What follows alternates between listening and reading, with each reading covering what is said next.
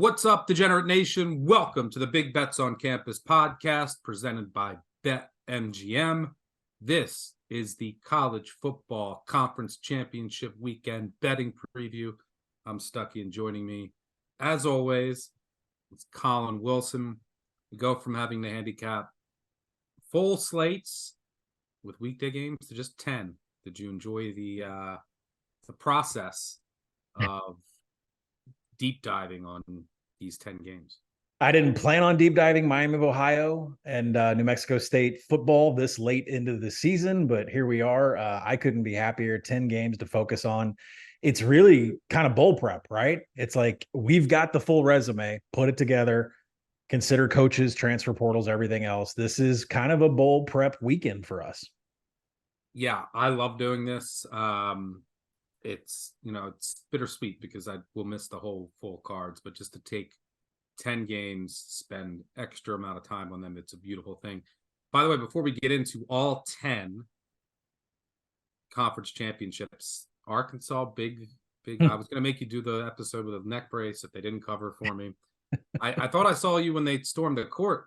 I thought I saw you running toward Petrino to get secure an interview for SEC Media Days.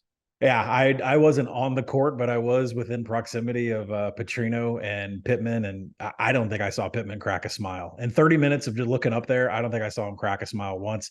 Otherwise, but Petrino, though, looks like a kid just woke up on Christmas. I mean, back in town, guy, feeling his old roots, sending out tweets about how much he misses Ryan Mallett. I mean, we've got months to go before 2024 season, and this Petrino thing is just going to be such a hot topic. I can't wait.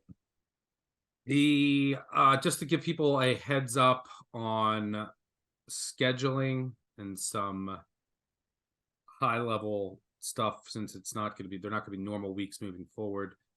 We will have our normal recap episode on Monday, so don't forget about the voicemail 959 bad beat this weekend.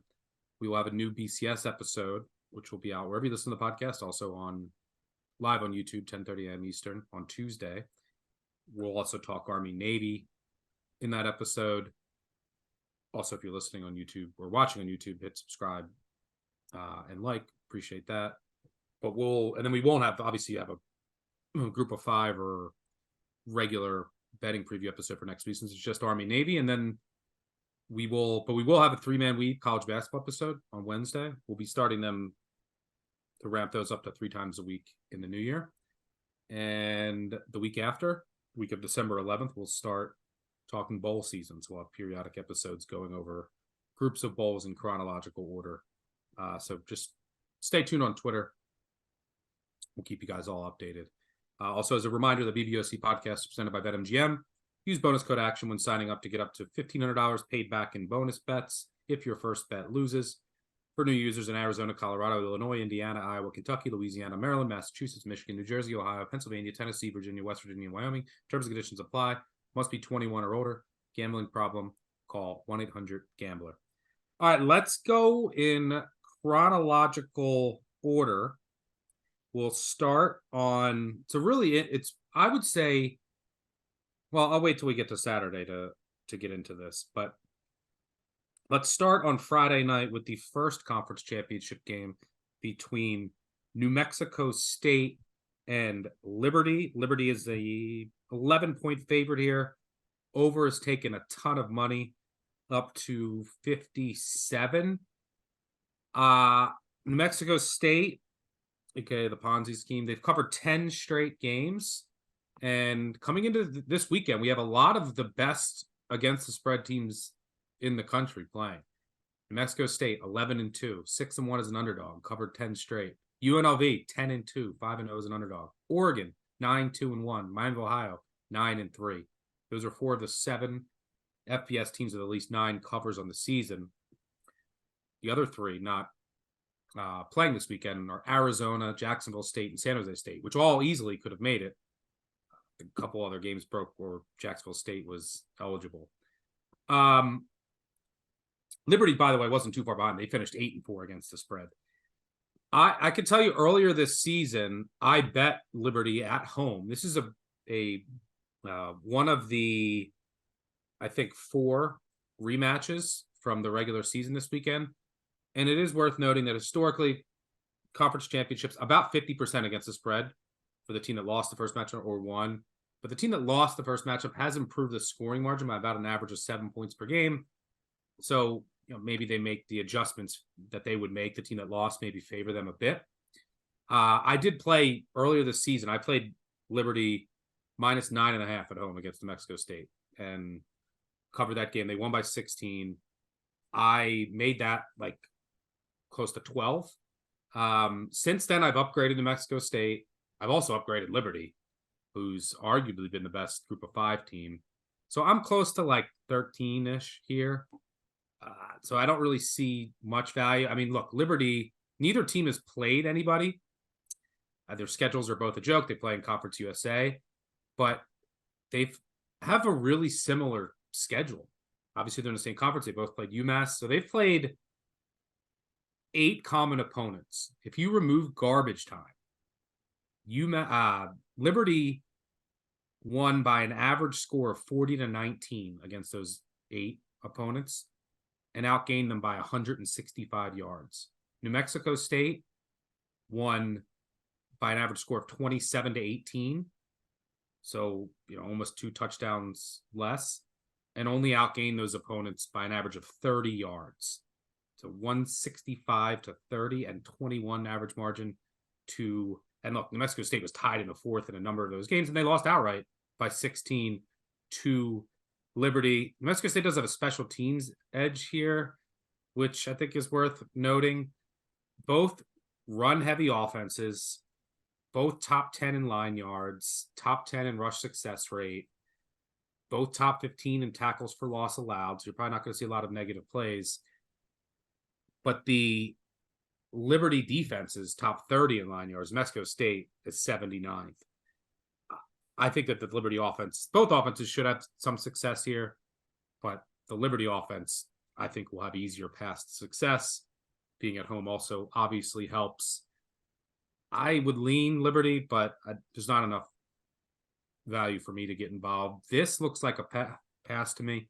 But I throw in a round robin, maybe I'll start it off with Liberty just for some action on the game. What do you see here? Well, I fully endorse the over. Each team is heavy and running, and neither team is really that well versed at stopping it. I think more specifically, can Liberty defend Diego Pavia and what he has turned into? And you have to look, like, when's the last time they faced a mobile quarterback? I mean, Grant Wilson of ODU had 60 yards, but it didn't matter. They lost 38-10. Liberty did face Keegan Shoemaker of Sam Houston. Now, he did make a difference. He had 52 yards on the ground. He averaged 7.4 a carry, and Liberty won that game just 21-16. So you have to ask, can Diego do what he did before, way back on September 9th? He had 63 yards on the ground. He averaged 7 per carry. The problem in that game is he had 2 interceptions and a fumble. You eliminate those mistakes, they probably still would have lost the game, but covered. New Mexico State punted just twice in 10 offensive possessions. To me, that tells me if you can just get to scoring opportunities past the 40-yard line, which you were able to do before, but you had 3 turnovers. If you eliminate those turnovers, you're going to be able to keep up here. Now, I don't know if they can be stopped. I mean, Liberty's run stats are really weird. Like, they're 60th in defensive success rate against the rush, but they're 20th in stuff rate, right? So you have to go inside and see what run concepts are going on. New Mexico State is all inside zone and power with Diego. Liberty's defense is terrible against inside zone. They only have a 44% success rate. It's extremely low. About national average is 52%. And they are allowing a boatload of explosives from inside zone. So I do think a joke schedule with that success rate.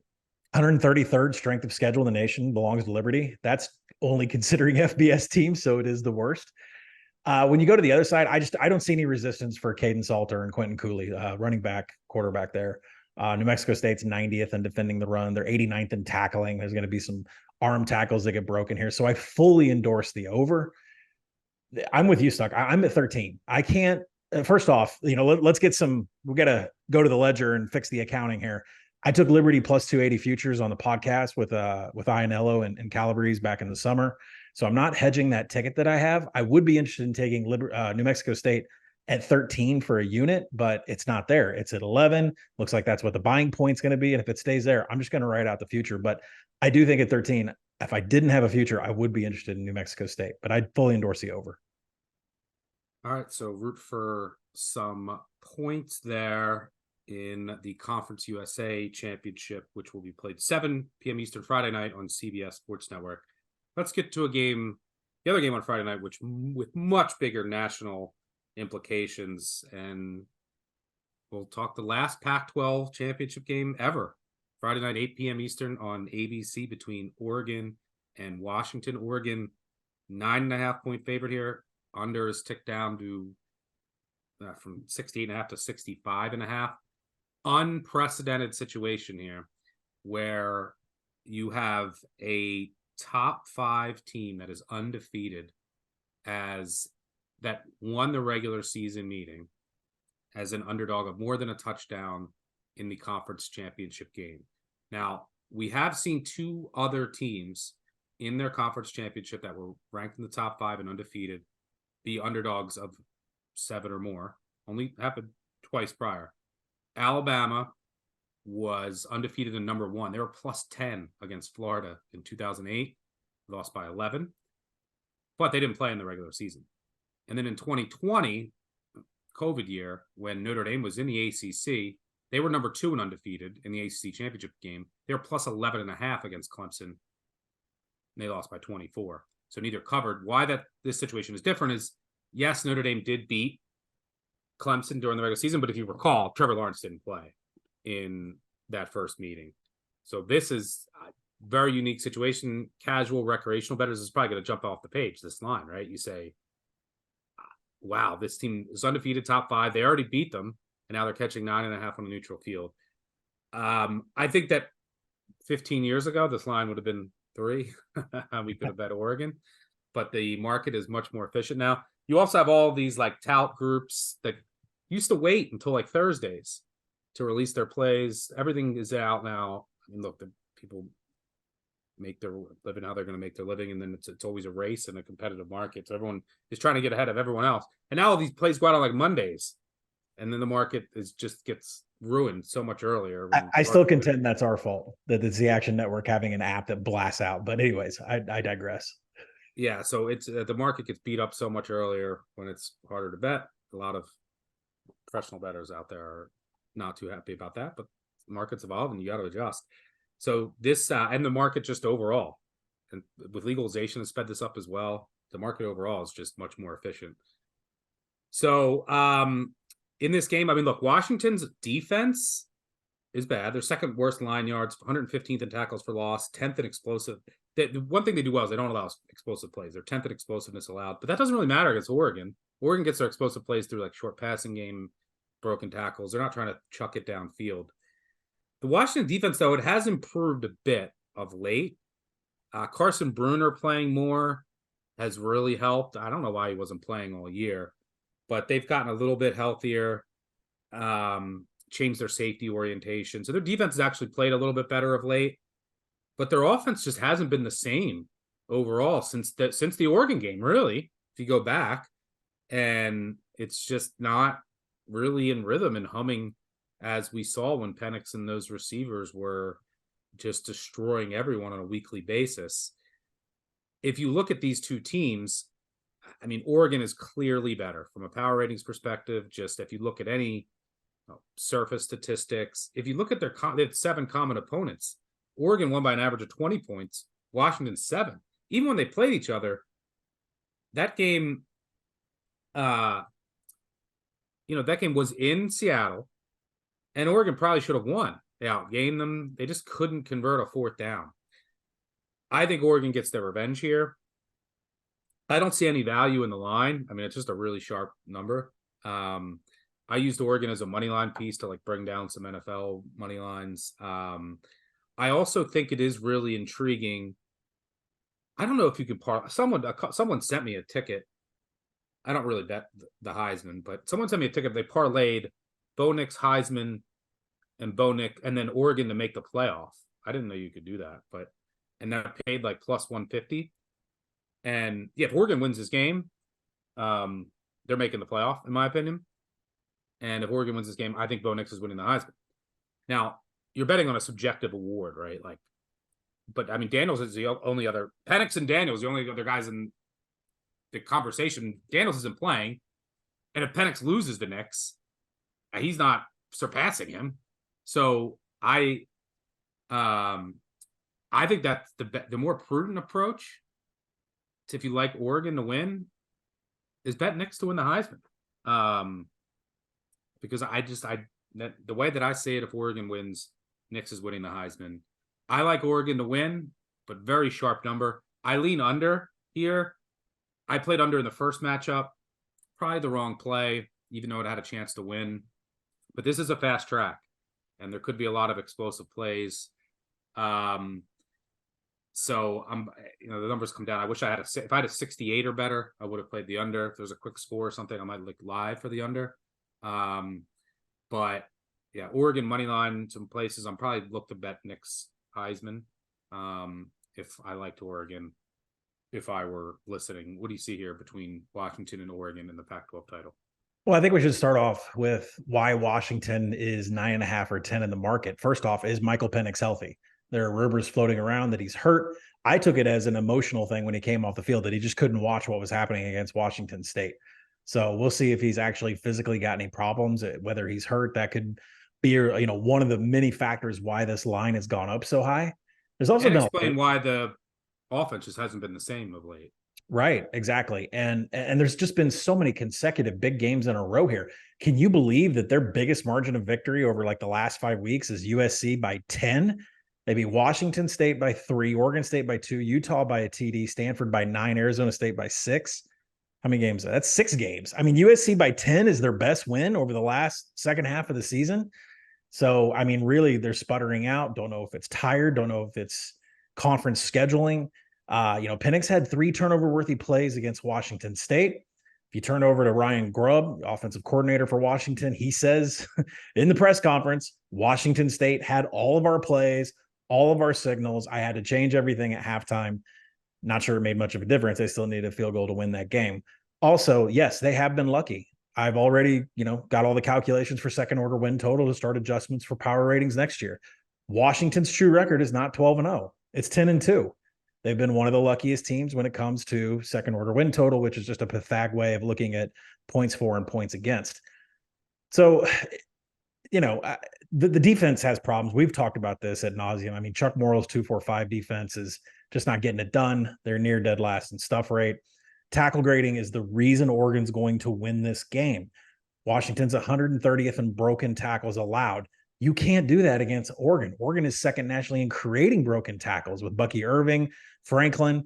Washington, if you go game by game, see how many tackles they missed 18 in their week 7 game against Oregon. So, it's another game that Washington wouldn't have won if Dan Lanning didn't go over 3 on 4th down.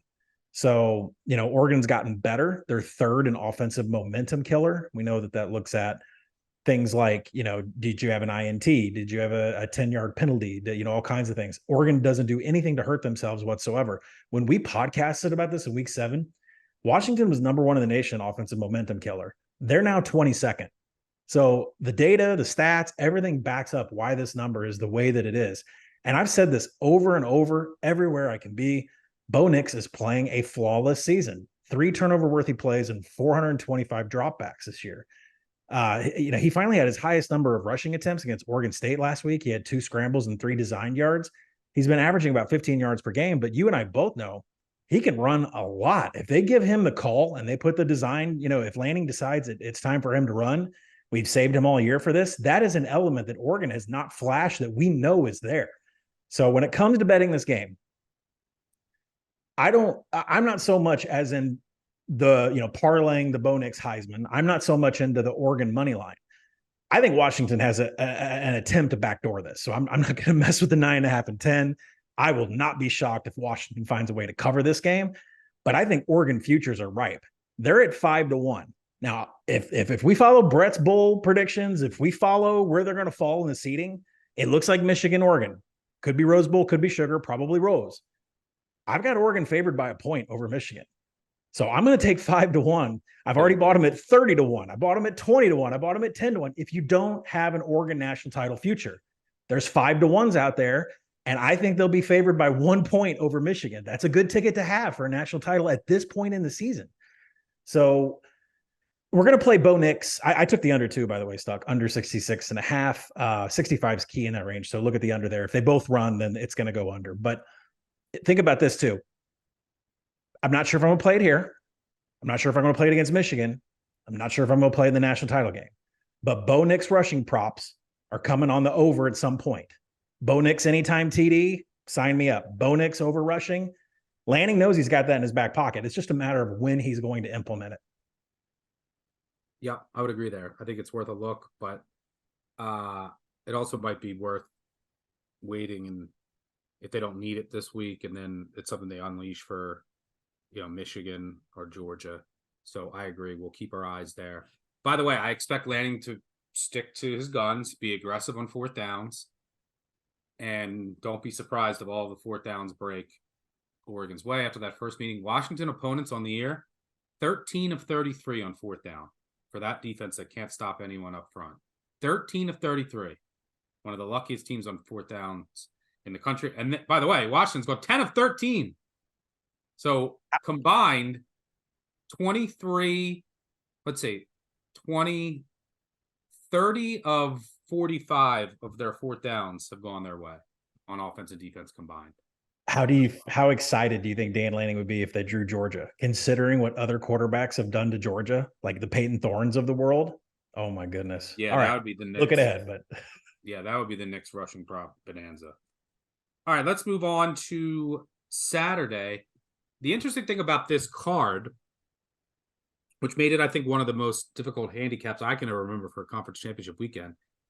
There's 16 quarterbacks who will start under center on Saturday with 8 games kicking off. 9 of the 16 quarterbacks either didn't start the year as the starting quarterback or lost their job at one point during the season. And you have 2 true backups who didn't play, Avion Smith took over for Miami, Ohio halfway through the year. You have Kevin Jennings is going to, start for the first time for SMU. You have Tate Rodemaker making his second start for Florida State. So there's a lot more quarterback uncertainty than you usually see on conference championship weekend. Let's start. I guess, we'll go chronologically. So let's start with the Big 12 championship between Texas and Oklahoma State. Texas has taken money to cross over the 2 touchdown spread threshold. They're a 15-point favorite here. Over under sitting at 55. I saw, look, on the one thing that I'm worried about is this Gundy voodoo. I mean, this Oklahoma State team I don't think is very good, but Gundy seemingly gets his team to overperform in big spots and as an underdog and against ranked teams for whatever reason. But look, from a matchup standpoint, this is a nightmare for Oklahoma State. You cannot run on Texas, period.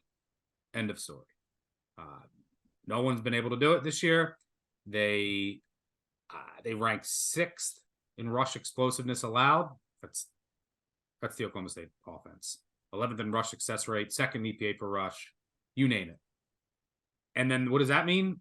That means Oklahoma State can't get Ollie Gordon going. That's pretty much their offense is Ollie Gordon explosive runs. And then when Ollie Gordon gets going, it sets up the play action and easy passes for Bowman. If Gordon can't get going, then they're not going to have the play action there. And then they're going to be in 3rd and longs against the number 1 third down defense in the country. So the Oklahoma State, what's the path to success for the Oklahoma State offense? Pray and Gundy voodoo. I don't know. And then on the other side, Oklahoma State's pass defense is bad. I adjusted for schedule outside the top 100. So this Texas offense is rolling. They should pick apart this Oklahoma State secondary. Texas also needs margin. I think they want style points. So the Oklahoma State defense, by the way, dead last in passing play explosiveness allowed. That's not great against Texas. By the way, also, Oklahoma State opponents, I mentioned fourth down luck. 4 of 23 on fourth down. 17% opponents have gone against the Oklahoma State defense. Number 1 in the nation. Regression monster looms there. When Sark, Sark's probably going to go for it a couple times. So, yeah, the number is high. Raw number a little high for me. I saw you put in a team total over on Texas, which I like, because Texas isn't going to stop scoring. I don't see how Oklahoma State stops them. I would like the game over. Fast track here. But I'm afraid Oklahoma State's just going to get shut down. Because if they just take away Ollie Gordon, what's Oklahoma State's recourse? I don't know. So line's pretty sharp, but I don't necessarily know if it's fully adjusted for the fact that Texas will just keep playing to the end and try to bury Oklahoma State and put up a number. Total's a pass for me just because I'm worried about the Oklahoma State offense. Even though I lean over a little bit from a numbers perspective, I might join you on that Texas team total over. That might be the best bet in this game. What do you see here in the Big 12 title? Well, first off, I think everybody that listens should either has or should have a Texas ticket in their back pocket. Yes, I have that too. Not hedging, obviously. Yeah. I think congratulations to everybody. I hit mine, the first week of May. That number was above plus 120 for 2 months or so. Like, congrats to everybody on, I don't know, CLV, because we haven't won yet. We'll party after this. I'm not hedging, and I'm not even looking in the middle. I'm not hedging. I'm not middling. I am, you know what? I'll be in Vegas. It'll be 9 a.m. when this thing kicks. I'm going to have some food delivered to the room, and I'm just going to enjoy my coffee. But no, listen. Get some Tito's for Texas. I mean, we're going to have some fun here. The entire offensive identity revolves around Ollie Gordon for Oklahoma State. You have to remember what Gundy said at media days is we're leaving behind the zone blocking schemes and we're going to man blocking. It didn't click until middle of the season, and that's when Ollie Gordon really took off. The problem is, like you mentioned, Oklahoma State really falls off in passing downs. They're 119th in EPA when they get behind the chains. That's bad. Bowman neglected to throw a touchdown in 3 of his last 4 games. He's going in the opposite direction. The team is going in the opposite direction. The Texas front seven has dominated everybody that runs man blocking schemes, counter schemes, any run concept that Oklahoma State has been using with Ollie Gordon. Every absolutely dominates. I said it boldly, loudly, and I'll say it again. This Texas front seven could win a national title. Now, every other position, we got to have a conversation about, but the Texas front seven has just been amazing. So finishing drives continues to be a real problem for Texas. You saw that against Texas Tech. How many times do offensive drives get within the 40? It's a field goal or it's nothing. It's like they just get lackadaisical. Like they forget where they are when they get into scoring position. So that is one thing I would keep my eye on with Texas. I don't think it's going to be a problem here. The Pokes allowed at least 30 points in recent weeks to BYU, Houston, and Central Florida. If Texas can't get to 35 points, what are we talking about here, huh? You don't need to go to the College World Playoff if you can't score at least what BYU, Houston, and UCF are scoring. So yes, give me Texas on the team total over. Accidental 50 burger against Texas Tech. Since this game is at 11 a.m. kickoff time local, and the ACC championship game isn't until later, Sark needs all the style points he can get. Let's ride with Texas team total over. Love it. All right. Agree with you there. I think we're going to disagree on this game. So let's bring some disagreement. Ready for the Avion Smith propaganda here. Yeah. You're going against the Mac Master, by the way, here. My Toledo 8-point favorite here, over under 44. This game will be played noon Eastern, ESPN. The only Group of 5 conference championship that's not played on a campus site. This one's played in Detroit, I think, since like 2003. With a win, Toledo would get its 5th and 2nd consecutive, but 5th overall MAC championship, which would match Marshall and Northern Illinois for the most ever. If Miami of Ohio pulls off the upset, they would get their 4th, tying Toledo for 2nd. These two teams, for what it's worth, played earlier this season. Toledo won 21-17 at Miami of Ohio, but Brett Gabbert was the quarterback for Miami of Ohio in that game. I do have a Miami of Ohio 8-1 future from the preseason MAC manifesto. I will be hedging that a bit just because so much has changed with Miami of Ohio. It's really unfortunate. I'm having deja vu. I have a team with a really good defense and a quarterback I loved who got hurt, and now it's to play Toledo without their quarterback in the MAC championship, just like my Ohio future last year, and that was 25-1 too. So I'm in complete deja vu here, but I will be hedging some. Still deciding on that. Keep an eye on the Action Network app. Just to give you a high level profile of both teams. Toledo's offense, both these teams are really similar in that just how they're constructed. Toledo's offense, Daquan Finn runs RPO-based scheme. All 5 offensive linemen have started every game. Very highly rated in line yards. The left side's really good with Scurry and Rossi. But everything runs through Penny Boone, who averaged, I think, 7.4 yards per carry, which was number 1 among all backs with at least 100 carries this year. The wide receiver's okay, but not spectacular. But everything goes through the run. These are 2 really run-heavy offenses. Miami of Ohio, on the other hand, they're also run-heavy offense, RPO-based with Avion Smith, who took over for Gabbard, who got hurt midway through the season. Not a polished passer, more of a mobile guy. They're top 25 rush rate, but their bottom 10 rush success rate. They can't really run it well, can't do much well. They will just try to grind out the game, and they rely on their defense and special teams. Their offensive line also has some weak areas. That's been the case all year from Ohio. They're number 1. They lost their star tight end earlier this season for the season, Jack Coldiron. They obviously lost Gabbert, who I think was the best quarterback in the conference. And then their number 1 receiver, Gage Larvadain, because what Miami does is they just run into the wall, and then every once in a while they'll take a shot, try to hit an explosive. And last year that was Hippenhammer. This year was Southeast Louisiana transfer, Gage Larvadain, but he's missed the last 2 games of the hamstring and are questionable. So they could be without their top 3 offensive players coming into the season. And so both offenses design pretty similarly. Neither gives up explosive plays either. Toledo a little bit more talented and the more talented quarterback, although Finn still puts the ball in harm's way a little too often for my liking.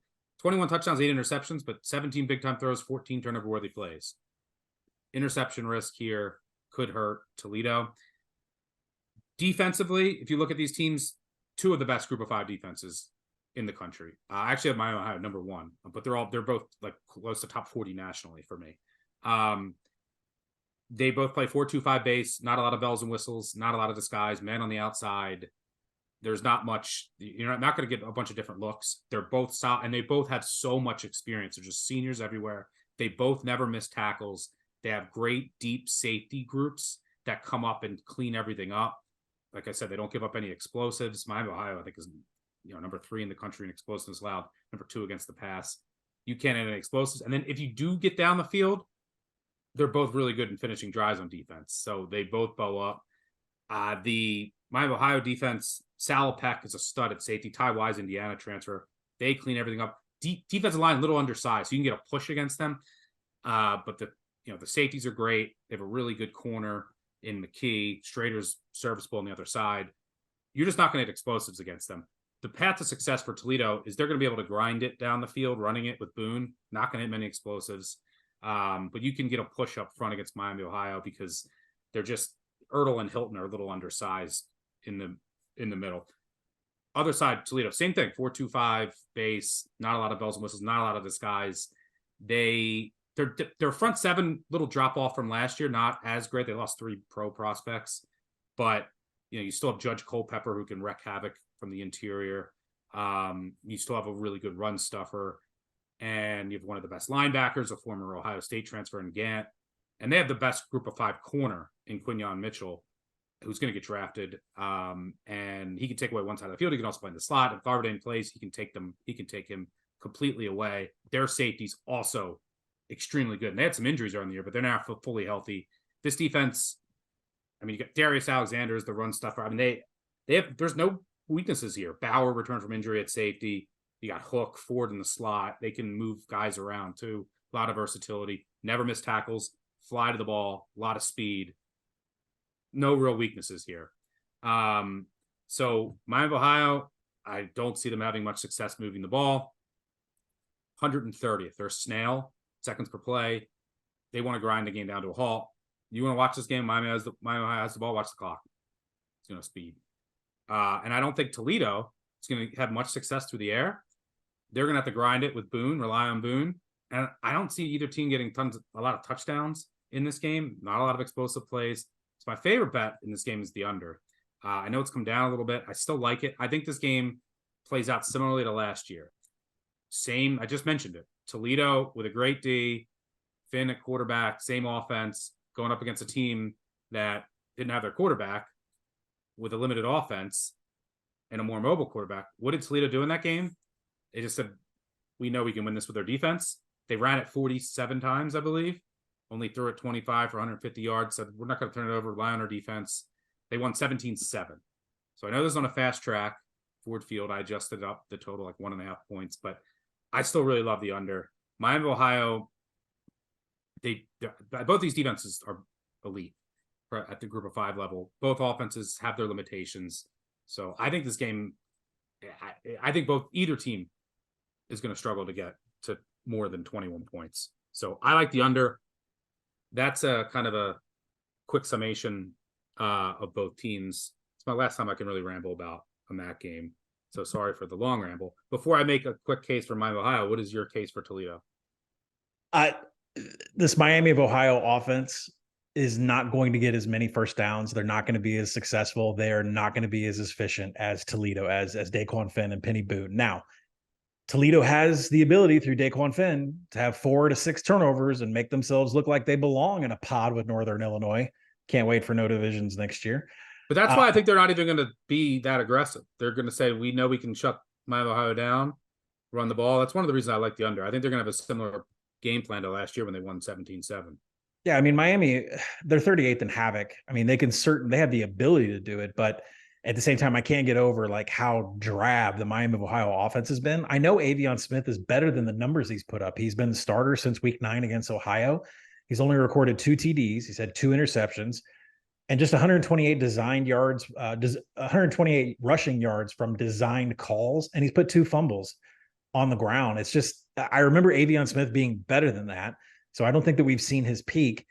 And, you know, Miami's been horrific at running the ball. They have the 30th highest rate of passing downs on offense, where the Redhawks rank 122nd in success rate and 120th in EPA. They are terrible when they get behind the chains. I mean, bottom 10 in efficiency and EPA when they're outside of 1st and 10, 2nd and 7, 3rd and 4.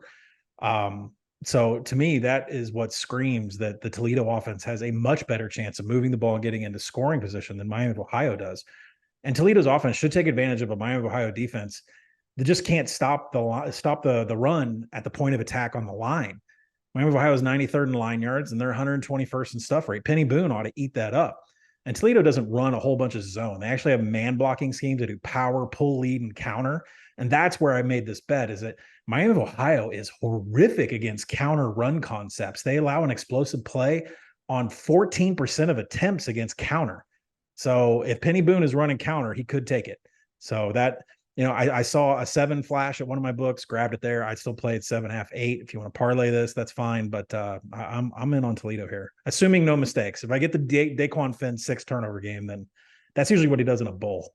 So, well, so my case for Miami of Ohio, yeah, like I said, I agree with you. I think they should get a push up front. But one part of the handicap is Finn could turn it over here, and he's probably due for 1 or 2. Also coaching advantage for Miami of Ohio. But yep. why? And so I think Toledo is going to grind with Boone, be able to move it, but it's going to take them a while, and they're going to get stuck in the red zone. Finn might make a couple of mistakes. I also like the under, which makes this number more valuable with the underdog. But why Miami of Ohio with this limited offense? I agree with you. They're going to struggle to move the ball at all. I mean, Toledo's front, they're not also in like 93rd, 94th in line yards. But Miami of Ohio just doesn't get a great push. They're not great at running the ball. They're just going to bleed the. So why does Miami of Ohio in this game? How are they 9-3 against the spread? And by the way, MAC conference underdogs 12-5-1 against the spread, 71% since 2005. Why? Miami of Ohio will win every intangible, every possible non-offensive or defensive factor in this game. Let's go through them. Number 1, coaching, just mentioned that they'll have an advantage there. Special teams. Miami of Ohio has my number 1 rated special teams in the country. They have they're number 2 in net punting. They have the best punt returner, top 10 in the nation, but best punt returner in the MAC. They have a kicker who's automatic, hasn't missed a field goal all year, 7 for 7 over 40 yards. This special teams is elite. By the way, Toledo, outside the top 100 net punting, outside the top 100 in punt return yardage, less reliable kicker. So we got special teams. My Ohio's been winning games, special teams. They know they're not going to go for an 4th down. They're going to play the super conservative. Run the clock, punt it, rely on their defense, make field goals. That's their path here. Win this game, try to win this game 17-13. They're also never penalized. Top 10 in the nation in penalties. Guess where Toledo is? Outside the top 100. So penalties, coaching, special teams, all of the intangibles, all of that is going to go Miami's way. And that's why, despite a completely limited offense, they've been able to cover games. And that's why they always are undervalued in the market. So I like Miami. And like I said, 130 seconds per play, they're going to grind this game down to a halt. I do think Toledo wins, which is why I'm going to hedge a little bit. I don't think Miami just has enough juice on offense, but I think they can ugly this game up. And with all those other peripherals, I think they keep this close. I'm going to call it 17-13 final. Toledo wins. But hopefully I get the Finn 4 turnover game, because that's the path for Miami Ohio winning out, right? And it's coming. We don't know when. It's coming. Because I hit Ball State 14. I hit Ball State 14-1 3 years ago. And my last 2 MAC futures, I had Kent State 15-1 favored by 4 in the title against Northern Illinois. Didn't hedge and they lost. And then I had last year Ohio 25-1. They lose fucking Rourke. And then this year 8-1. Miami Ohio loses Gabbert. And possibly their top tight end and top receiver. So maybe I'll get some luck there. But that's my take. Good stuff on the MAC. Always good to get 2 sides when we disagree, because ultimately that's what we want this podcast to be. If you're leaning one way, present both cases and help you make your decision one way or the other. Let's move on to let's go to the Mountain West. Boise State 2.5-point favorite here in Vegas against UNLV. Total 59. I'm having this is the hardest game for me so I'll look to you for some guidance. Boise State obviously has rallied around their interim coach. And for what it's worth, we've only seen one other team in a conference championship that I found over the past 30 years with an interim coach that was in the conference championship. Usually you fire a coach, you're not going to get to the conference championship, but Boise State did. Happened with Clay Helton in 2015. Is that Sark, maybe? The big guy that he took over for? I forget. But USC got to the conference championship with Helton, and then they lost to Stanford. So pretty rare that this happens. Boise State will have fans here, too. I know my guy BJ Rains organized a huge bus. There'll be a bunch of buses and people traveling down. This crowd probably 50-50. So maybe not a true home field advantage. And Boise State's definitely trending up. They're now healthier, too. There's no injuries to note. They did lose their top receiver. They didn't let back on the team. There was a team vote. They can't really throw the ball. And Maddox Madsen, who was playing quarterback, splitting time with Taylor Green, he's out. But Green will be the starting quarterback. Most importantly, Ashton Genty, fully healthy. I think he's one of the best running backs in the country. And George Halani, his running mate, is now back fully healthy. Dangerous rushing attack.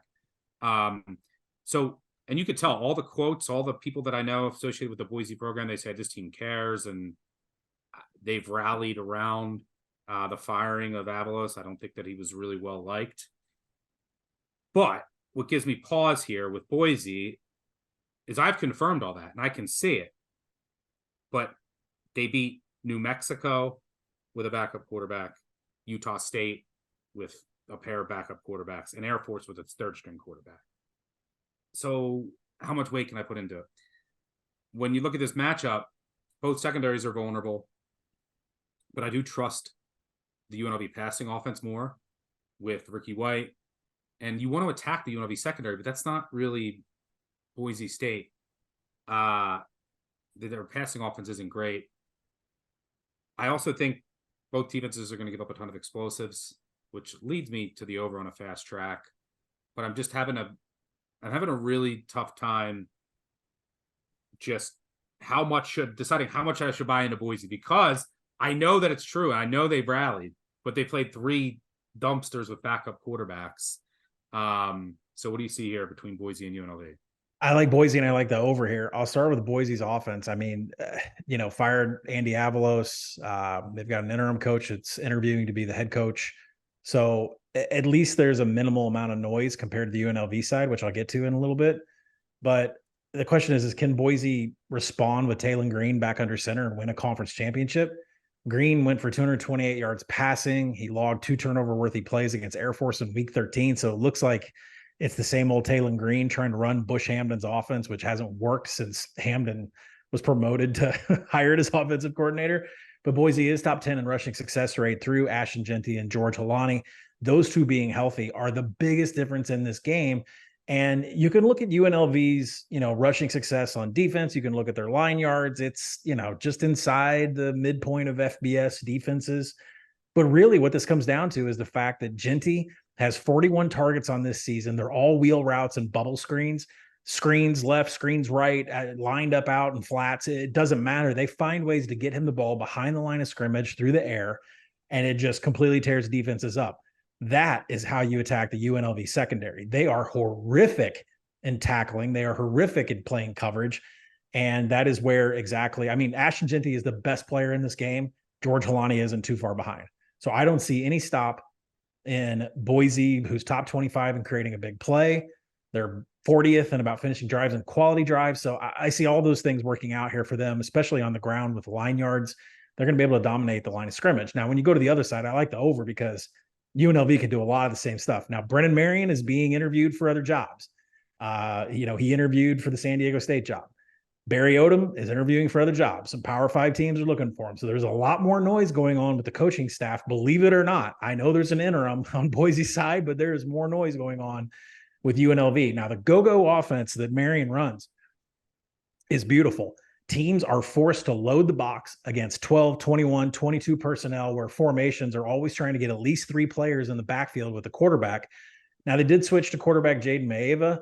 He took over as starter in Week 4 against UTEP, and he has a pretty even distribution of scramble yards versus designed yards when he has rushing attempts, but his passing isn't as good as the TD to INT ratio would suggest. He actually has more turnover-worthy plays than big-time throws. And the biggest issue for Boise, why I love the over in this game, throughout the entire season, their tackling has been terrible. Of course, you fired Andy Avalos, former defensive coordinator for Oregon and at Boise, finally the head coach, 130th in tackling per PFF. If you go and look at how many broken tackles allowed, they're 116th. I expect explosives from UNLV against a defense. It's top 80 in EPA allowed. Boise Ricky allows White should have a huge day. No one. Yeah. The problem is I think the UNLV defense is worse. And I think Ashton Jeanty is the best player in this game by far.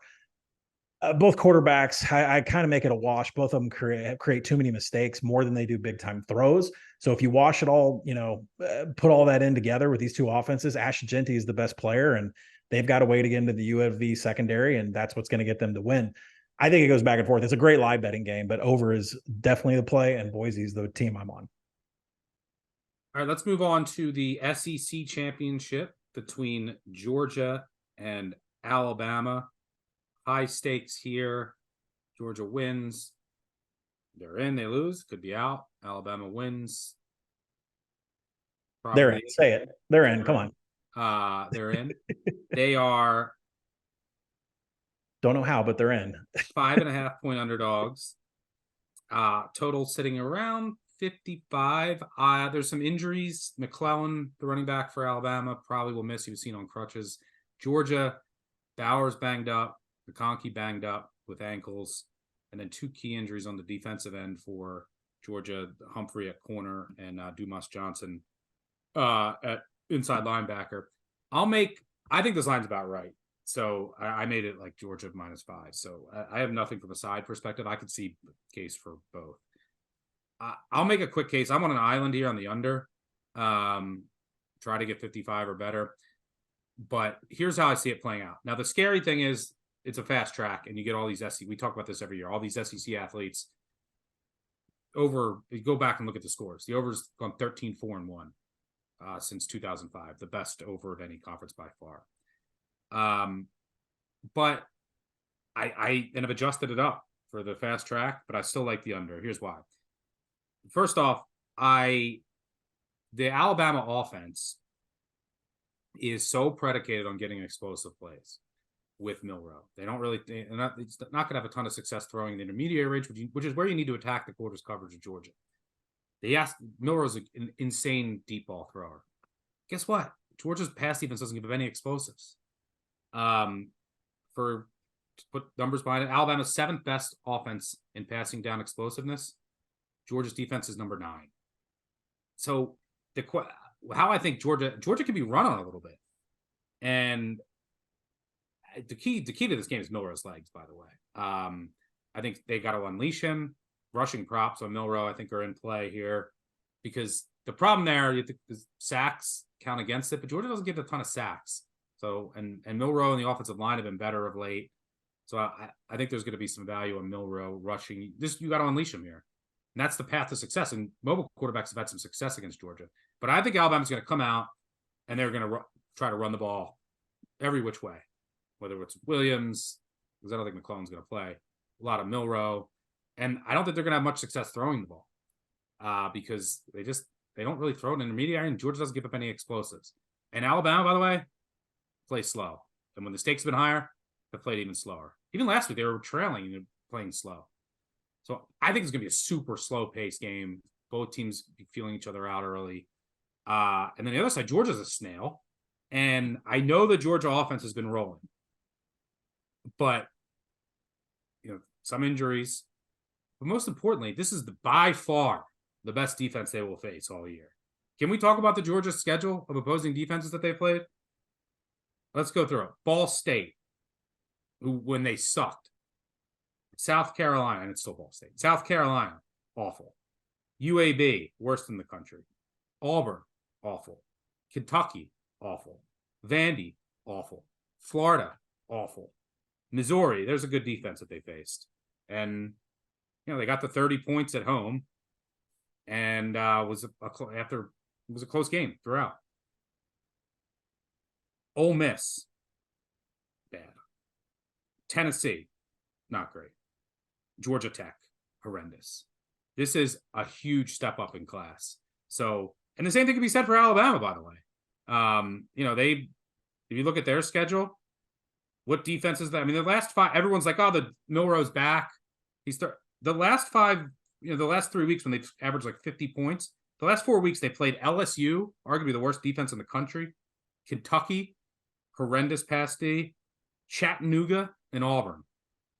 And they barely got the 26. So, they just haven't played many great defenses. I think Texas is a great defense. And Alabama only put up 24 and lost by double digits at home. So I think the defenses are, in a slow-paced game, are going to rule things in this game. I think that both offenses are going to play slower, rely more on the run game. It's going to be a slow start, slow pace. And I think this will end like 27-23, 27-24, somewhere in that neighborhood. So I like the under. We'll look at some Milroe over rushing props. I think it's a good matchup for both defenses, and it's a big step up in class for each. A lot of familiarity here, a lot on the line. So I think you get a slow start too. What do you see here? I can completely understand why you think the under is the player, because I must have researched this thing for hours.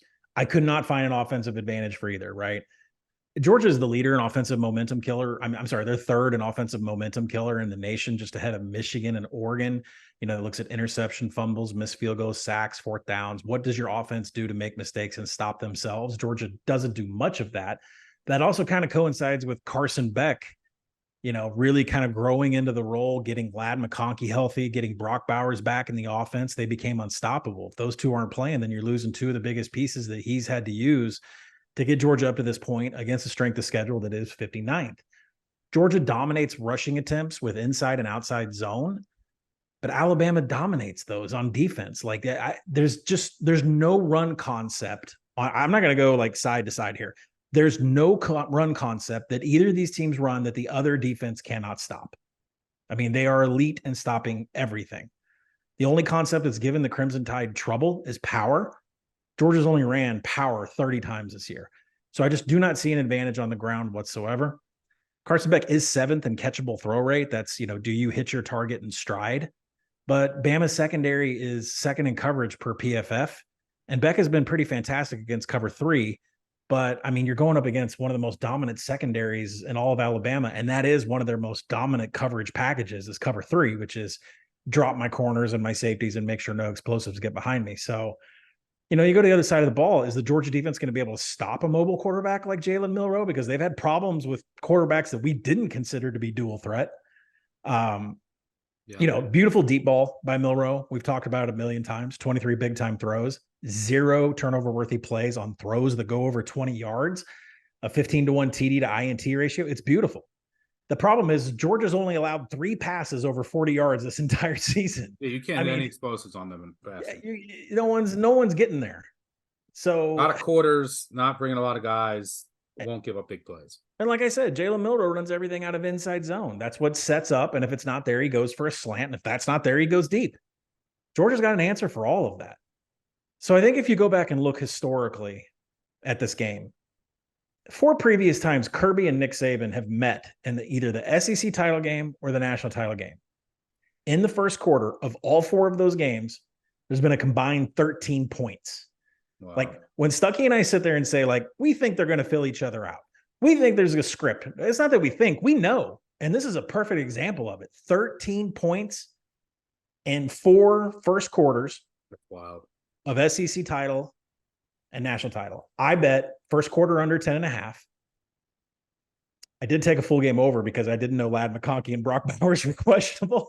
I absolutely believe this is going to be a dry SEC championship for the first quarter. And then somewhere in the second quarter, the adjustments are going to come because these are the 2 best coaching staffs in the nation at making adjustments on the fly. And once they do, the points will come. So whether you want to go first quarter under, full game over, or first quarter under and play a live over, you can do that too. But I definitely think this is going to be just scrappy and ugly for the first period.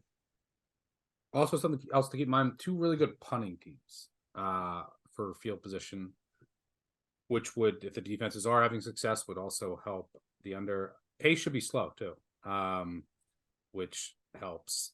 Do you have anything on the side? I have a Georgia future to win the SEC, and I took Alabama +5. Did you have anything on the side for this? I got nothing on the side. I make it 5. So I'll look live, see if I see anything. I might play some Milroe over rushing props. I think that they just unleash him there, especially without McClellan. You don't have as much depth at running back.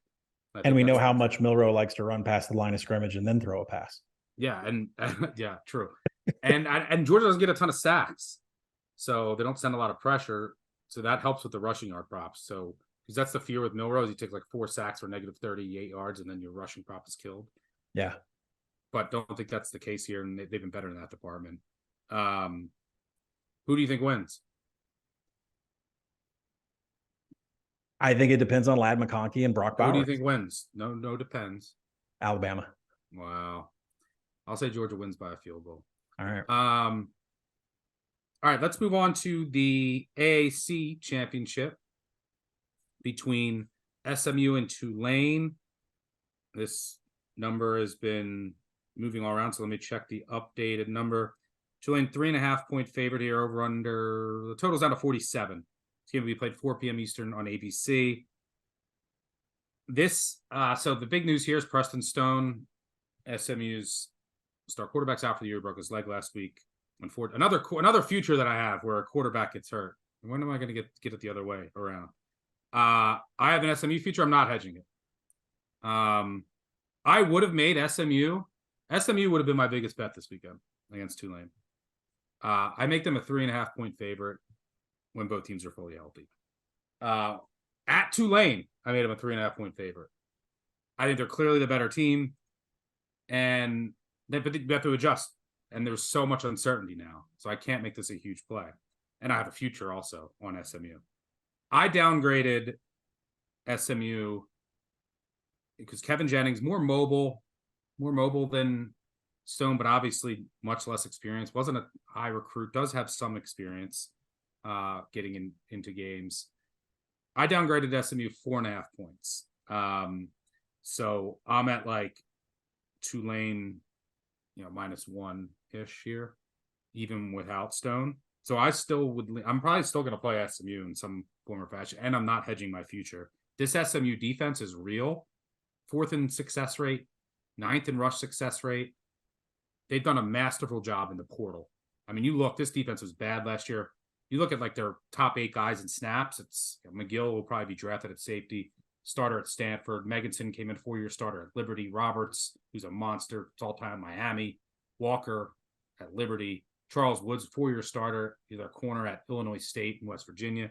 Kobe Wilson, 2-year starter at Temple. Slot, Kale Sanders, multi-year starter at Fresno. Jordan Miller, defensive tackle, also from Miami. Davis Robinson came over from LSU. All of them hit. Defense ascended. McClobie has also been elite. Elijah Chapman is a monster. This run D is real. Nelson Paul. I mean, they have lots of dudes all over the place. Robertson, Chapman on the D line. You just can't run on them. They're both NFL prospects. Other side of the ball, really good running backs, really good offensive line. And they've had some offensive line injuries. They've lost both tackles recently. It hasn't even mattered. We'll see if their left tackle's back this week. But they can run the ball. They have 5 uber talented backs. The big question is just, the problem is you have to attack Tulane through the air. You can't really run on Tulane. And their corners are really good, but you can beat their safeties, and they lost 2 really good safeties from last year, and their linebackers in coverage. Can Jennings consistently beat Tulane secondary? I don't know. There's a lot of them. I just don't know the answer to that. So I can't recommend in good faith a bet on SMU. I'm also worried about the SMU special teams. They are bad. They've allowed the most blocked kicks, the most blocked field goals in the country. Their punters, bad. And Tulane is the second best kick return in the country. The special teams, when you have your backup quarterback on the road, could be a problem. For what it's worth, coming into the season, Green Wave, ATM at home under Willie Fritz. Since 2017, 27-8 against the spread, 77% at home coming into the year. However, just 2-5 against the spread this year in Newman Stadium. Have had trouble building margin. Another factor here, Willie Fritz, distracted, probably going to get another job. Is there some distractions there? I don't know. I was super, super high on this SMU team, but that's what's Stone at quarterback. So much uncertainty now. I do believe in the D. I do believe in their backs, but this is a hard game to handicap. I'm letting my future ride though. That might be the only thing I have here. What do you see here in this game? Yeah, I think if you're going to bet, probably want to bet an under, or maybe a first half under. I mean, with Kevin Jennings, lifetime 34-46, 2 years at SMU, 4 TDs, no INTs. But more importantly, he's only attempted 2 passes over 20 yards, didn't connect on either of them. A lot of that was just pure garbage time. Like, it's hard to really say anything. And the other variable to throw in this is that Tulane defensively is 132nd in the nation on target rate. They allow everybody to hit their man in stride. So if Kevin Jennings is going to have a game, you would think it would be here, but it's the complete unknown in this. It may take a while for him to get his feet under him. So I would, first half under, full game under. And you're right. This is it for Willie Fritz at Tulane. The decision on the athletic director is a big part of that. He's going to be moving on. Could be the last game for Michael Pratt as well. I mean, the portal is opened up this weekend, and who knows? I mean, there's money to be had for quarterbacks, and Pratt certainly would deserve a little bit of a look on that. You're right on the SMU defense. I don't think any of the Tulane rushing stats are going to matter here. I mean, 60% of their plays are all rush. Mekhi Hughes, 3.7 yards after contact, and he's created 62 missed tackles this season. That's a lot. But those numbers are just not going to work on SMU. They are excellent defending both inside and outside zone. And when I mentioned Mekhi Hughes at creating 62 missed tackles this year, SMU's defense is 11th in broken tackles allowed. They don't allow people to get away from them whatsoever. So first half under, ugly game. Yeah, it's really a shame. I was really looking forward to this game and being able to unload potentially on SMU, depending on where the line came out. But now, like, the range, I don't know enough about Jennings, and like, he wasn't a high recruit. Like, it could be a 7-point drop off, could be 2, right? I kind of went in the middle at 4.5, but after the game, I'll probably have a better idea. The problem is you can't bet after the game. All right. Otherwise we'd all be on an island. All right, let's move on to The Sun Belt Championship between App State and Troy. Troy will host this game 4 p.m. Eastern on ESPN. App State's one. It could rain here. Keep an eye on the forecast. It could be a lot of rain. First thing I'll note: this game. It's a home game for Troy. Home field in the Sun Belt, worthless. Always overvalued. Home teams in league play since 2005 in the Sun Belt, 43% against the spread. Worst return on investment by any league, even the MAC. The home field is like, I think over the past 15 years, if you price it out, it's like 1.1 points. There's almost no home field advantage. So I always like to look at road teams in the Sun Belt. I love App State here. The App State defense, good cornerbacks. They got EJ Jackson back in the slot in week 9. He's been great. And they got Richmond Thomas and Clark got out of there, who are awful. You can run all over App State. Their pass D's really good due to Johnson and Funderburk at corner. With some decent favors at safeties, good in coverage. But all their D-backs are undersized. Their defensive line is undersized. So they're not great against the run. They have a couple guys who can get pressure off the edge, and Johnson and Fletcher, but their run D's bad, although it's improved a little bit of late. It was poverty level. And Montez Kelly playing more nose tackles helped a bit. This defense has just, in general, improved overall. Allowed 18.2 points per game the past 4 against all bowl teams. They allowed 28.8 in their first 7 games against FBS teams. That's an improvement of over 10 points per game against FBS competition. They're still fourth worst in line yards. But here's the thing. This is a great matchup for App State. Troy can't really run it. Vidal's a good runner, but the offensive line can't run block, and you have a quarterback who never runs it. Probably the worst running quarterback in the country.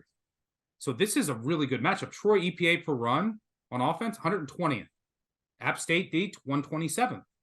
Troy EPA per pass, 54th. App State D, 46th. Ideal matchup for App State, who's rolling. They've also had 4 losses by a touchdown or less, 3, 6, and 7. They're not afraid of this stage. Like, this is a team that should have won at Wyoming. They should have won at North Carolina. They went on the road and beat JMU, undefeated JMU. In Sun Belt play, App State, their last 4 times that they've been an underdog on the road, they won all 4 outright, and they were double-digit underdogs in each. The App State offense, Noel I don't think is playing. Aguilar's been very good. He's kind of a gunslinger. It's a deep wide receiver room. They lost 2 stud tackles in Hodges and Hardy. Having a little bit of trouble replacing them. It's a little bit worried about that against the Troy defense. The Troy defense is really good. Solid secondary. They can get pressure. But I just think this is closer to, these 2 teams are pretty close to even based on the surge that we've seen from App State. And the Troy defense, I think, is a little worse than some people think. From after last year, they lost a couple important pieces. Still really good. Still one of the best group of 5 defenses. But they've also played 4 backup quarterbacks. And I think this is just a good matchup on paper because Troy's not great at running the ball. And you don't want to bet App State against an elite rushing offense. That's not the case here. I love App State. +6 right now. I think they win this game. What do you think? 100% agreement. I mean, I have been tapped into this App State team all year. I showed up on BBOC Live on Saturdays, once with a ULM bet and once with a Southern Miss bet, both cashing because they were going up against App State.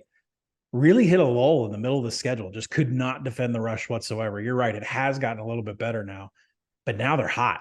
5 straight wins, 4 straight covers against bowl teams, including James Madison. And when they went up against James Madison, they dominated in scoring opportunities. Quarterback Joey Aguilar had 9 passes over 15 yards.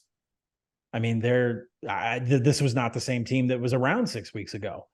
At Georgia Southern last week, 192 hidden yards. They're getting it done in special teams too. They averaged 10.8 yards in passing downs and more than 2 overall yards per play better than Georgia Southern. For those of you not keeping up with box scores, that's an ass whipping.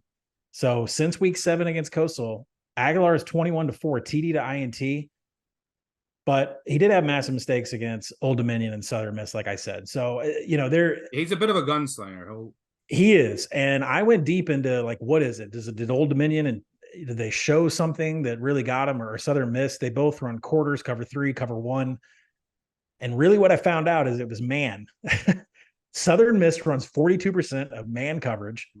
Old Dominion ran a whole bunch of man. They're about 30% on the year, but they ran man coverage against Aguilar and App State. And they had a lot of success with it. Turnover to Troy, they never play man coverage. No, man. Yeah. 73% in zone. Most of that is cover 3, a little bit of quarters.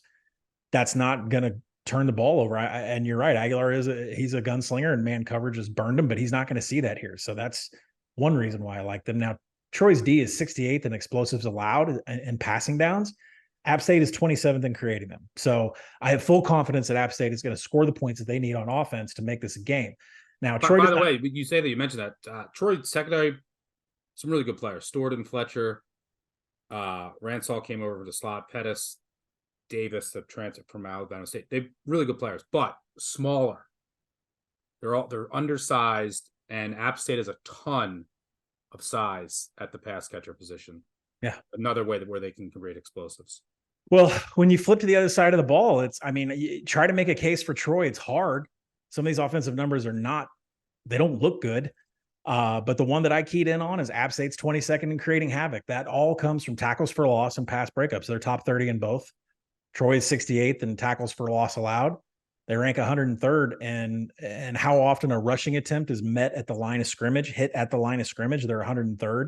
So I expect App State to have anywhere between 6 to 10 tackles for loss in this game. Give me App State here. I'll take the points all day. Love it. Yep. Full agreement.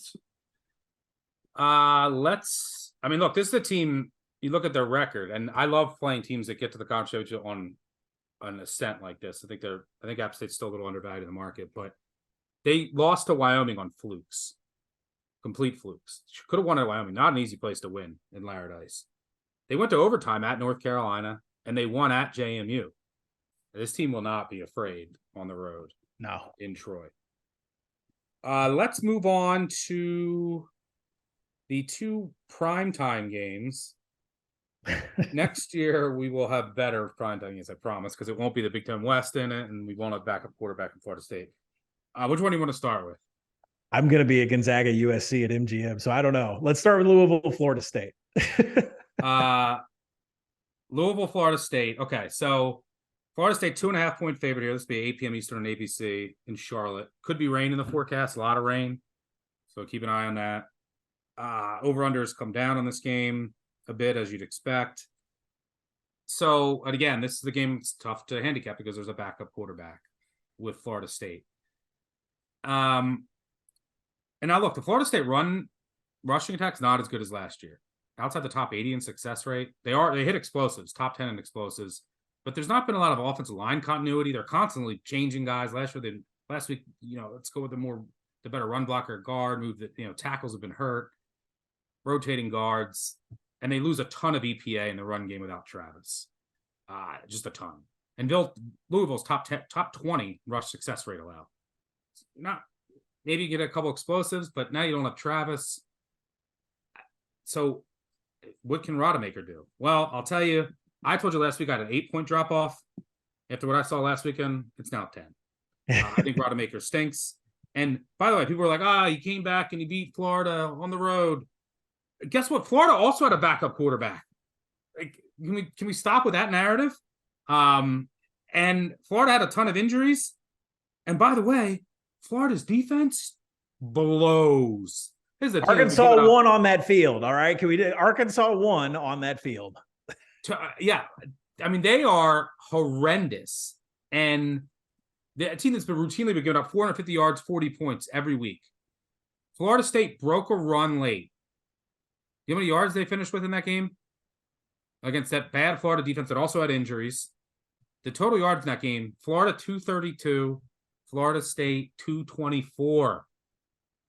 Rodemaker finished 12 of 25 for 130 yards against the defense that ranks dead last in explosiveness allowed.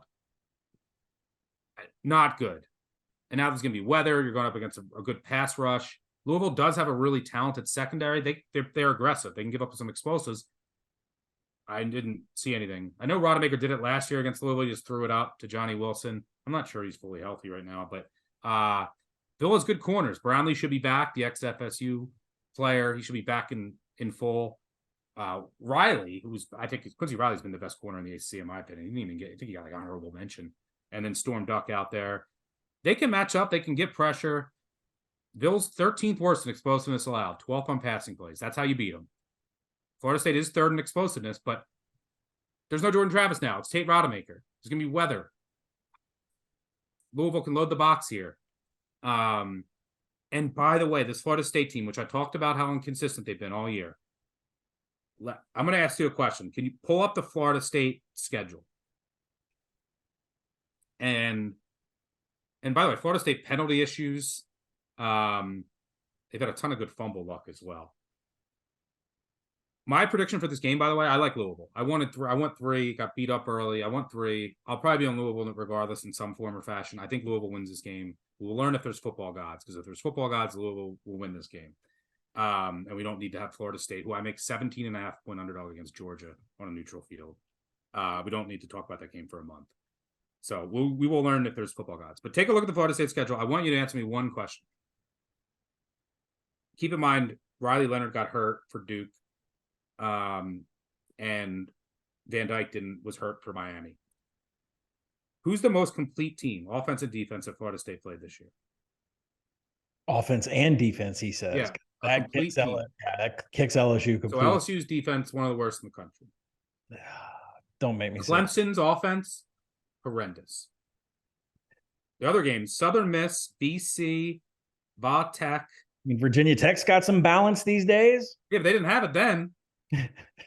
Duke with Leonard hurt, Pitt, Miami without Van Dyke, North Alabama, and then Florida with a bad D and a backup quarterback. They haven't played a complete team. This is the most complete team they will face all year. Yeah. With a competent offense, competent defense. I think it's a 10-point drop-off. I make Louisville a favorite in this game. And I'm not even a huge Louisville guy, but offensive line continuity for them. They can hit run explosives with Garendo and Jordan against Florida State. Florida State's outside the top 90 in that department. So yeah, I think how I see this game playing out, lower scoring. I'll call it like 21-17 ish. It's going to be late. Yeah. Rodemaker strip sacked, recovered, game over. Louisville wins. So lean under here. There's a lot of uncertainty, but I do like Louisville, and I think they're going to win, and I hope there are football gods do exist. What do you see here? Yeah, I agree with your score prediction, because I think the under is the play here. If you split out what Tate Rodemaker did, I mean, he didn't have a TD or an INT. He went 12 of 25 passing, but Johnny Wilson received nearly half of all the targets in that game. Keon Coleman had 6 targets, but only caught 1 of them. None of them were drops. I don't know what's going on between Rodemaker and Keon Coleman. They cannot get connected whatsoever. So it's really the Johnny Wilson show. He had over half the targets that Rodemaker threw. So if Louisville has corners or maybe double teams with the safety, they can come down and jump on that. Like Johnny Wilson is it. I mean, outside of that, Tate Rodemaker doesn't have any options whatsoever. Now, Florida State's outside the top 100 in rushing success rate, line yard stuff rate. So really, that's it for the offense. The Seminoles have to hit Johnny Wilson, or there's nothing left for Tate Rodemaker. And almost all of his throws were short and between the hash marks, very low risk. He went 7 of 9 from behind the line of scrimmage up to 10 yards within the hashes. And you have to ask if Louisville, who lives in 3-3-5, 65% in zone, most of that is cover 3, cover 1. Are they going to go cover 1, play man on the outside, try to stop Johnny Wilson? That's what I think that they're going to do. I think they'll have success here. I definitely like the under here. One thing that's in the back of my mind is that Florida State has been a great second half team. They're 7-2-1 against the spread in the second half this year. Played that against Florida. They never looked back. I think Rodemaker finally got some identity as to what he wants to do with the offense, and they came through, but that was Florida's defense. That's not Louisville's defense. But I look at what Kentucky did to beat Louisville. They got scores on the board by having Devin Leary hit Ray Davis out of the backfield for 2 touchdowns. Ray Davis also added a rushing touchdown. Ray Davis now on the portal, by the way. Yeah, jeez. Trey Benson and Lawrence Toafili, they have 23 targets or less and a receiving TD apiece on the season. Each were targeted just once by Rodemaker in that game against Florida. So what Kentucky did to beat Louisville Florida State doesn't do, and I'm not sure Trey Benson and Lawrence Toafili are capable of doing it. So I like the under in this game. Pulling for Florida State to get knocked out of the playoff like everybody else. I got a Texas ticket I need to get in there.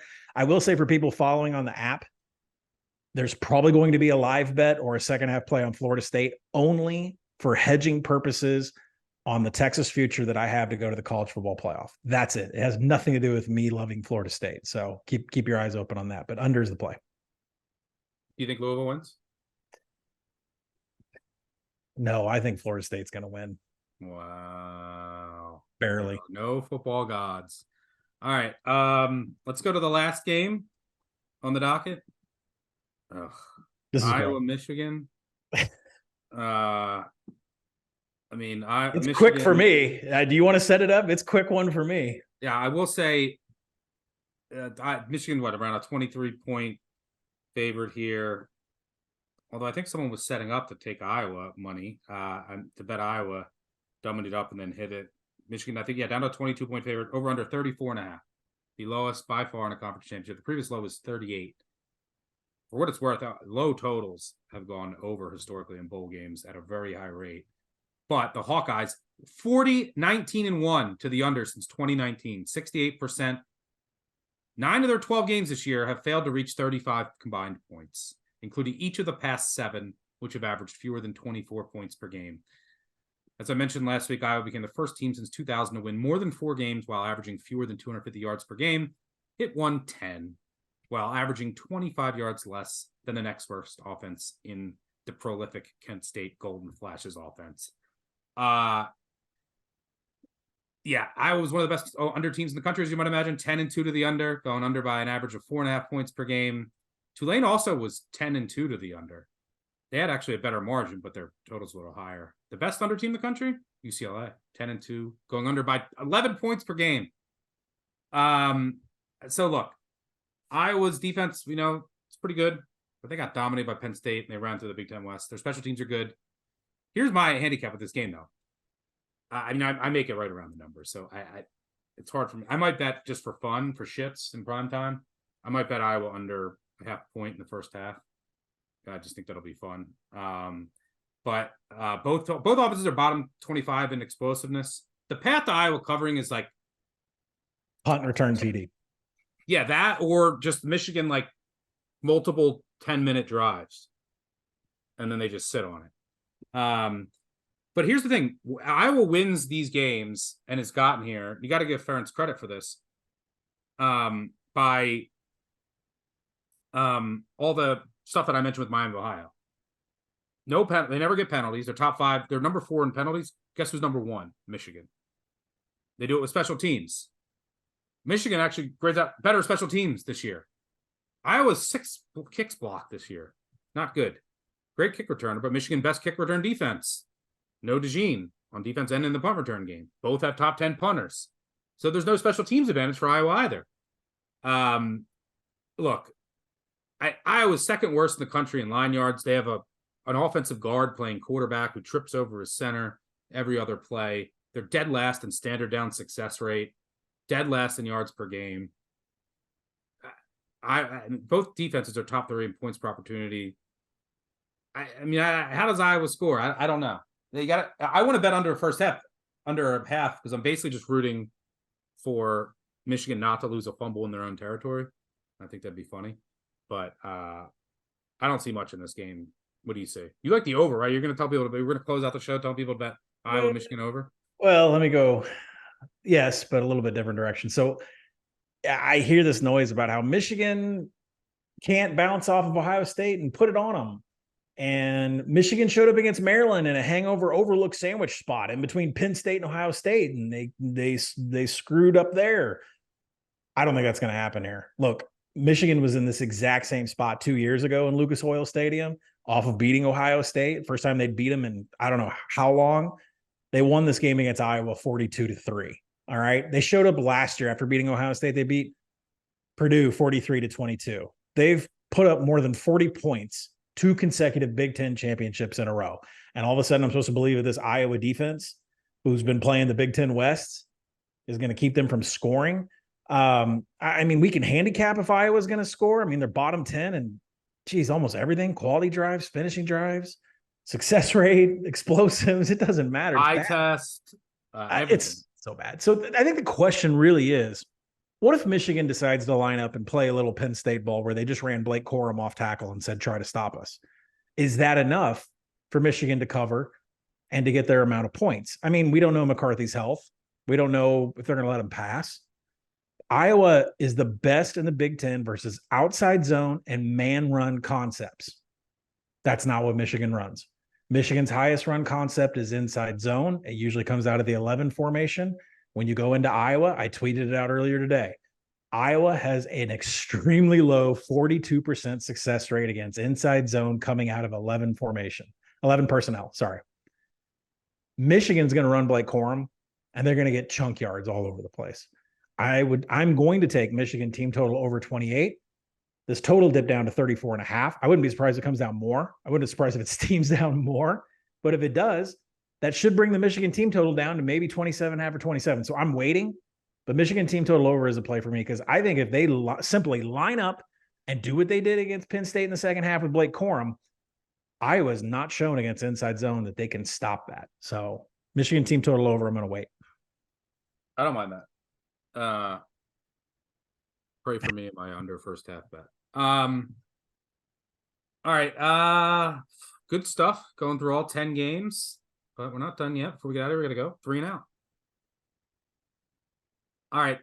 Let first down. We're gonna do a little different because obviously we went through all the games already. First down, do our favorite side. Make this quick since we already went through all the games. I'm going to say App State. I think this team's rolling, undervalued in the market. Good matchup. Troy, not an elite rushing offense. That's how you beat this App State team. Defense trending up. App State not afraid to go on the road and get it done. Give me the Nears. What do you got? I'm going to go Boise State. Not really home field advantage for UNLV and Allegiant. Boise usually brings a pretty big crowd there, but more importantly, they have the best player in the game on both sides of the ball, which is Ashton Genty. Look for Taylon Green to hit him and George Holani in the backfield and then just cause a whole bunch of chaos on that UNLV secondary. I know UNLV can score points, and they will, but Boise has the better players. They're going to survive and win this game by at least 3. Second down, let's go with our favorite total. I'm going to go they match it under in Detroit between Miami High and Toledo. I know it's a lower number and a fast track, but both these defenses are excellent, top 40-ish nationally. I think 2 of the best at the group of 5 level. This game will be played at a slow pace. I think both teams will be conservative, rely on their defense. Miami Ohio special teams will make this harder on Toledo. I don't see Miami Ohio's offense doing much. Both defenses prevent explosives and are good in scoring opportunities, which is what you want with an under. I like the under here. Similar to how this played out last year in the MAC championship. Give me under 44. What's your favorite total? I'm going to go first quarter SEC championship game, Bama, Georgia, under 10.5. Last 4 times these teams have played either in the national title game or in the SEC championship game, the first quarter has accumulated a grand total of 13 points in those 4 instances. I think this starts out extremely slow. Maybe Ladd McConkey and Brock Bowers aren't going to play. Who knows? But I'm taking the first quarter under 10.5. And then finally, I made an executive decision for Moneyline Underdog. We usually just we're done at the regular season, but we hit our last 2. And I was getting tweets about it. If we're going to do one this weekend. So we've hit 2 in a row.